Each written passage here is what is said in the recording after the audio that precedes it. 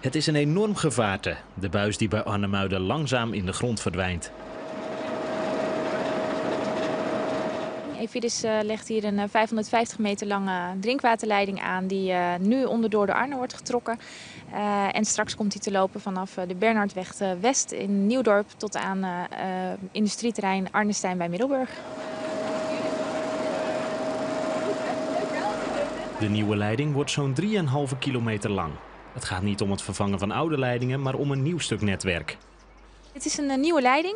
We zijn bezig met een traject waarbij we verschillende nieuwe leidingen aanleggen en ook een pompstation in Nieuwdorp aan het vervangen zijn. Het heeft alles te maken met het goed verbinden van de leidingen met het nieuwe pompstation wat we daar krijgen.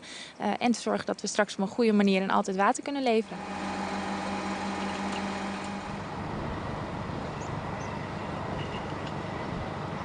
Op wat wegafsluitingen na is er volgens Evidis weinig overlast.